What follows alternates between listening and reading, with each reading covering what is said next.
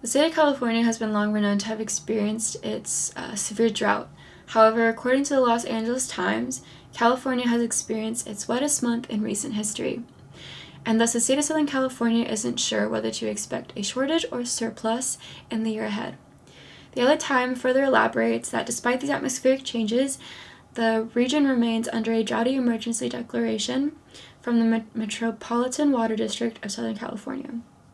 That includes mandatory water restrictions for about 6 million people in and around Los Angeles. So California has experienced its wettest season yet, with consistent rain in the early part of 2023. However, despite the drought relief, it shouldn't impede on the reservation of its water supply. So with that said, I will be discussing the problems that relate to California's drought brought on by causes such as climate change. That way we can come up with possible solutions on how to properly reserve water now and in the near future. So we're currently experiencing some interesting weather changes. As of late, we've experienced a lot of rains, and thus we're in a very interesting situation where we're not sure what to do in terms of conserving our water supply.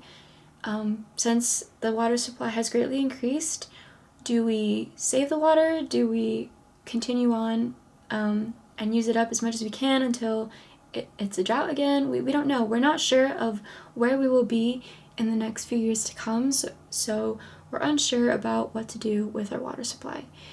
However, I believe that we should conserve our water because the weather is it's not very transparent on how it will be in the future, and it's constantly changing. It's kind of bipolar in a sense. Sometimes it rains, sometimes it's very cold, sometimes it's very, very hot. And so with that said, I think we should better prepare and continue on with conserving our water supply. And by doing that, I think it's important to take into consideration in looking at the history of California and its history with droughts in the past. According to Nature Communications, California has experienced its most severe drought in recorded history, causing statewide stress, severe economic loss, and an extraordinary increase in wildfires. As of mid-November 2014, the majority of reservoirs in California were extremely low.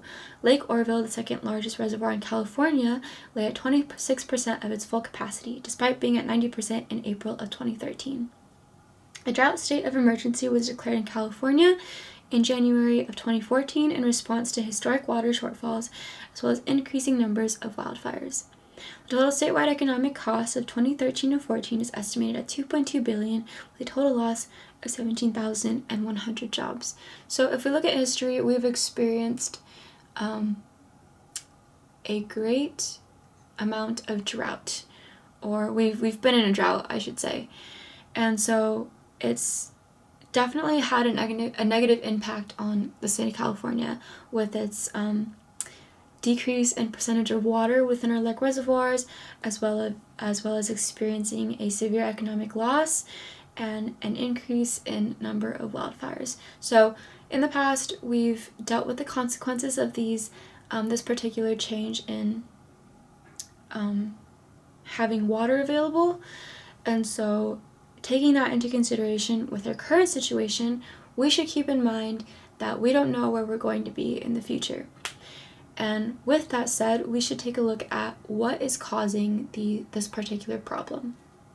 What's causing us to be in a constant state of having a lack of water. According to Nature Communications, they conclude that the effects of global warming on the regional climate include a hotter and drier climate, as well as earlier snowmelt, both of which exacerbate drought conditions.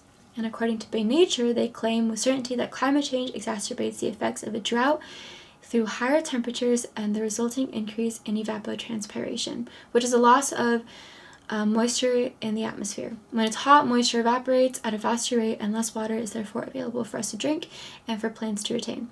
So now we know that the science behind this particular situation is climate change, and the fact that we're in a drought is because of high temperatures and because of evapotranspiration, or I should say that because of the high temperature, it leads to evapotranspiration, which is the lack of water within the atmosphere, thus reducing the water that we have in our areas. And so with that said, it's quite clear that this particular cause is out of our control. However, we can control the conservation of water. So how do we do that? What are possible ways of conserving water?